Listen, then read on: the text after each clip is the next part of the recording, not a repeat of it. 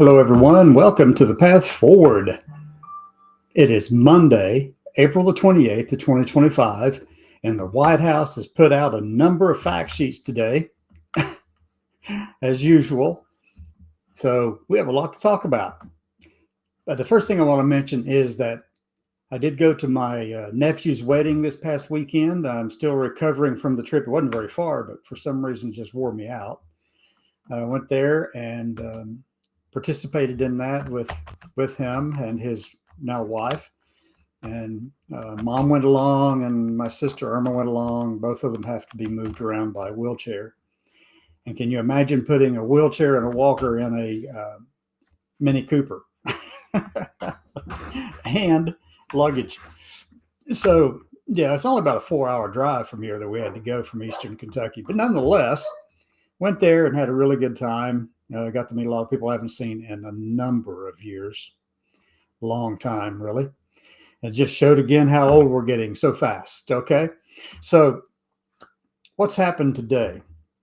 Well, it's really just craziness, I suspect. But let me just go jump right straight into some news stories. Okay. And we'll just take it from there. We'll just take it from there and push forward with it. Because one of the things that Trump put out today was a fact sheet on putting together their own research project that looks at transgender healthcare. And it's really, really, really sad to know that this team of 9, quote, professionals that they're going to put on this team to put together this paper that should be done about today. I believe they had 90 days to do it in. Today's the 90th day from their original commission. We're waiting eagerly to see what's in this darn report that has to do with transgender healthcare. Now they're targeting it. The title covers, as they put it, and they say this is not politically motivated, but the mutilation of children, which is a political statement because it's not based in reality. And it's so far removed from reality that, I don't get it. I don't get it. But anyway, they're going to put 9 professionals together, and they're supposed to have come up with this thing that's due out today.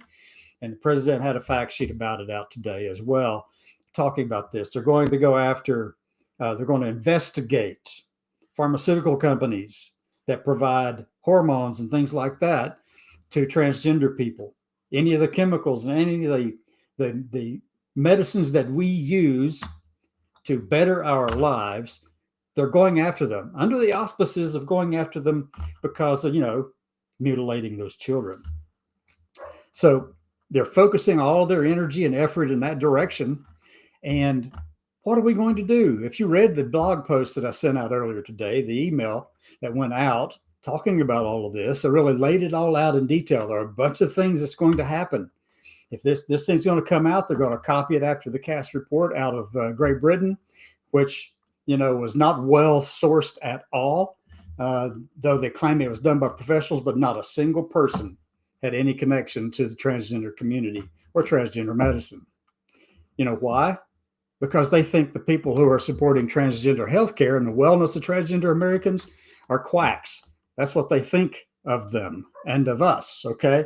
So they are doing everything they can to make, the children the gateway to all trans healthcare. So my advice, and this is the path forward on that particular aspect of this, is get prepared. Take some time to learn exactly how much you can get and go get that kind of medicine, keep it on hand, then ration it for yourself as much as possible. Another friend suggested today that we just boycott, get a bunch of this stuff together and all the trans people in the country get enough to last for a month or 2, and then boycott any purchases of this stuff and see if the impact would be great or not. So obviously, it's probably not going to be too impactful because there's not enough of us to swat at a fly hardly. So we've got to do some things to prepare. They are coming after all healthcare for all transgender people. Don't let them tell you otherwise. Don't let them try to fool you into thinking that that's not the case. That's exactly what they're doing. Now, the other fact sheet had to do with Schedule F. Remember Schedule F back at the end of Trump's first administration? Well, it was an effort to move about 50,000 or so civil servant workers, civil service workers, into the policy making side of things, the policy making and policy decision, and that kind of thing. They're moving them into the middle management, basically, of the civil service into this policymaking role. But what does that mean? That means that they can fire you at will. They take it away from you as being just a regular old employee, who's not involved in any kind of decision making or policy crafting or making or anything like that. That's what they're working on. That's what Schedule F was all about. Well, it's been revised. Okay. So one article I read today is out of the Atlantic, and I know a lot of people think of the Atlantic as not as over on the liberal side of things, but they say some things that are straight up. Yeah, they do. Absolutely do. So we know that's coming. The Atlantic had an article by Robert P. Beschel Jr. Doge was bad, but Schedule F will be worse. Yes, indeed. Because Doge couldn't go after some of those employees who were middle management, the senior leaders and people who have been there, a lot of experience and things like that.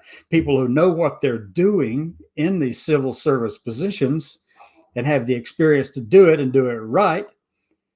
And so they believe, and for years, the right has been saying that civil servants are politically motivated, and to a degree, that's probably true.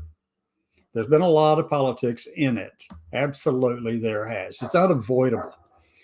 But moving it over into a Schedule F type scenario, all the middle management into Schedule F, a remake of it, will only bring back what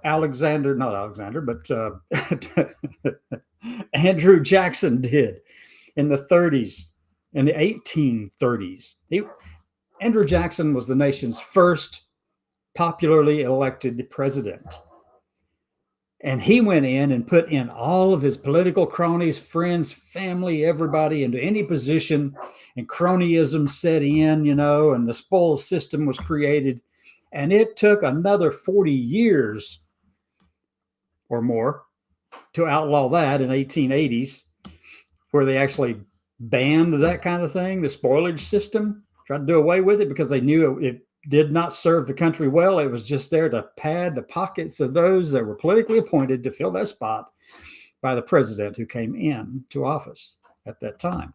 So they just continually did these things for a long time. It didn't go away with the 1800s, though, the 1880s. It still continued and still was pushed out, and people were still trying to do it. And it took a law in the early, I think it was 1920s or something like that. Let me see, 1927, I think, if I'm thinking about this correctly. Hold on a minute. Let me get something right here. Anyway, it's somewhere around there. It's mentioned in that article. But that's whenever they decided that they wanted to create career civil servants who are less likely to be beholden to the person in office who's running the executive branch. That way it separates them, and they maintain their professionalism and experience and expertise. They can pass it on. They can train other people to step up, become career civil servants. Well, yes, there's problems with it, but I'm going to tell you, putting Schedule F back in will be magnitudes larger and worse. You are not going to get away from the spoils system that easily. It's going to create havoc across the whole of the federal government and in the communities over which these people who are political appointees are doing things, whether it's writing policy. If they write policy and they do it on behalf of the current president, that's fine. You want civil servants to be in there to do the bidding of that president, but you don't want them to be so beholden to that person that they will just bend over backwards and kiss as little, can I just say the donkey word, jackass? Okay. That's what you don't want. And that's what Schedule F will do. It will put in the brown nosers. It will put in the people who are wanting to please the boss, wanting to please the master in the White House. That's what this is going to do. It's going to go back to a system that is very much reminiscent of Andrew Jackson's period as president. Do you know what was going on during that time? Andrew Jackson's the one who told the U.S. Supreme Court, "You and what army will stop me?" He's going to send the Indians to the West. That's why Andrew Jackson's despised by the American Indians so much. It's also the time when a real estate collapse, real estate bubble occurred in Florida, and the entire economy of the country just collapsed. Why? Because Andrew Jackson didn't want there to be a national level monetary system or banking system. He didn't want that. So the law had set it up, but he went in and moved the money, kept it in, like Trump is doing a lot of things, keep it active, but move the money out, move the people out. Well, that's what Jackson did. He left it open because the law required it to be open, but then he just shifted all the funds and operations to the states. And then it was just shortly thereafter, for the next 10 years, there was an economic collapse in the United States because of King Andrew Jackson. That's what the New York newspapers were calling him at the time, King Andrew. So right now we have President Trump, and he wants to reinstitute Schedule F and go back to the spoilage system where he gets to put in whomever he wants, and future presidents will do the same. Doesn't matter if it's Democrat or Republican, they'll keep doing that same thing, and the spoilage system will continue until somebody steps in and says, this seems so familiar. Let's take a look back in the 1880s when this was first brought to our attention and laws were starting to pass about it. Yeah, we don't have a very good historical memory, do we? And that probably won't show up in some museum, Trump's museums anyway, because, it doesn't fall in line with what he believes our history is all about. That's the way it's going to work, folks. In other news, Germany is asking Ukraine to deny and refuse the peace deal that the United States has put forward to them. The United States is sucking up to Vlad Putin by offering Crimea to be solely theirs and legally theirs. And obviously, Ukraine is not going to go for that. So why would they not go for that? Well, because Ukraine is, Crimea is part of Ukraine. Ukraine was around long before Russia started, about 700 years probably. Anyway, so that's just, I could be off on that number. But Trump is just brown-nosing Putin left and right. Oh, my goodness. And then here's another thing that came out from the Trump White House today. How many of you saw all the polls that said, Trump's approval ratings are dropping across all the major polls? Well, he said he wanted all of them investigated. If that doesn't sound like a fascist authoritarian, what are you talking about? What are you thinking? Come on, open up the brain of yours. That's what he's doing. That's what he wants to do. He wants to control every facet of it. He wants to control education.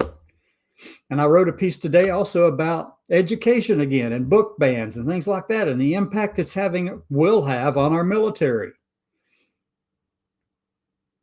You should read it. Go over to the blog site somewhere, the blog site on the website.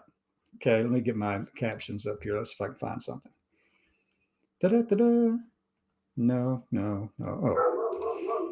Yeah, you can go over here, check out the website, sign up for it, stay informed with what's going on. I do encourage you to read up, go to Substack and connect up with Erin Reed of Erin in the Morning. She does a fabulous job, a fantastic job of reporting on transgender health issues and transgender people in the country. And I'm very happy that she's doing that. So a lot of the stuff that I will put, I read that, I read other news sources, and I do all these kind of things. Now, I want to close this out with something that is near and dear to us in this community. And I really dislike doing this, calling myself a trans woman or transgender woman. That's basically what I am, essentially, because I did transition from male to female, and I'm completely one on the other side now. Even though, if you go look around at genes superficially and very, very, very old way of looking at it, you'll find XY genes. But when you start delving deeper, you're going to start to find something a whole lot more complicated. It's not that simple. It's not that easily understood, okay, by people on the right, apparently. So one of the things that we've got to start doing is calling out those, or calling balls and strikes, as a friend of mine from Minnesota said. Call balls and strikes. And if the problem is arising from within our community, then I will call them out by name. That does not mean that I am opposed to what the transgender community is doing or what people like me are doing in this space. Not opposed to that, but I am opposed to those who are going out there and making a scene of themselves, putting all the focus and energy on them, and then they do something stupid that draws attention to them even more. And I'm going to call them out by name. I'm not going to run away from it. There is a degree of thinking that occurs in our community, that people do have in the community anyway, that says, don't ever attack a trans person or talk bad about a trans person. Never, in bold letters. That came to me in a post on LinkedIn from a dear friend. It says, never talk about a trans person. Well, I got news for you in that regard. If a trans person is being an idiot, I'm calling the idiot out. We need to police our own community. If we're going to police somebody else's community, if we're going to police the right and call them out by name for the stupid crap that they're doing, if we're going to call out the stupid crap that the Democrats are doing, or the independents are doing, or the socialists are doing, or Republicans are doing, or whatever, then we need to clean our own house. We have those within this community who are grandstanding and more of a drag queen than anything else. And I'll point it out to you. I can't stand it. I can't stand it anymore, because that's the stuff that the right picks up on and makes a big deal out of. If you don't like it, don't do it. Don't become the center of attention. Because if you're not willing, look, here's the thing. Whether you want to believe it or not, or whether you want to accept it or not, the societal norms, the social norms within the world, most of the world, not all of it, especially the Western world, things are either this or that, and there's no shades of gray in between or around or about. There's no fuzziness around those things. We know that there is. We in this community know that there's fuzziness around gender and how it is expressed and lived and represented. We know that there's fuzziness around the biological sex and the genetics associated with it. It's statistical fuzziness. Whether you like that word as a descriptor or not, that's the way it is. There is no such thing as an absolute value, either XX or XY, or strictly binary communities, binary male-female based patriarchal or matriarchal societies. I mean, it's just never that way. It's not clearly black and white. There are shades of gray around it. There's fuzziness around all of that. So we've got to be aware of that, and we have to be willing to call it out whenever somebody is being an idiot. Now, if somebody is out there doing things like, I don't know, reading nearly pornographic stories and books to kids, you're just being an idiot. I'll call you out about it. Sure don't want that around my grandkids. And I have one granddaughter graduating high school this year. Oh my gosh, that makes me feel really old. So, oh my gosh. Yes, we need to call out people in this community, just as we strongly call out others. We don't need to present some kind of unrealistic view that everything is all kumbaya, that everything is all roses, when we know it's not. If you know you cannot pass going into the women's bathroom, stay out. Find another one. Yeah, that's a harsh reality, but you've got to do it. We've got to do that. What's the path forward out of all of this? I've been talking 20 minutes. What's the path forward? And I didn't even know I had all that in me to talk about because I'm still tired. So what is the path forward? Well, the path forward is get as much medicine as you can if you're still on hormones or anything like that. If you're old enough, when you know that you don't need them, that's fine. Wean yourself off of them. You'll be fine. You will be fine. It won't cause a nightmare. It won't cause a big problem for you. As you get older and older, age up a little bit, you require less of those hormones to keep you sustained. That's fact. That's the science of it. You can wean yourself off as you go up in an age. There's a certain point in your life where you need to have your whole body swamped in either testosterone for assigned female at birth, or estrogen if you were assigned male at birth. There's all kinds of things going on there, and you need to be aware of them. Study them. Don't rely just on somebody else. And so get to the place where you can not be offended by every little thing that occurs around you. Toughen up your skin, toughen up your responses, pull up your bootstraps and your panties and step forward into exactly what it is you wanted to accomplish when you started this process for you. I'm there. I'm completely fine with who I am. So buckle up, strap in, and take care of yourselves. Find that community. Go over on the blog site over there on the website and go to the blog section and read the articles that came out today. And with that, I'm calling it a day.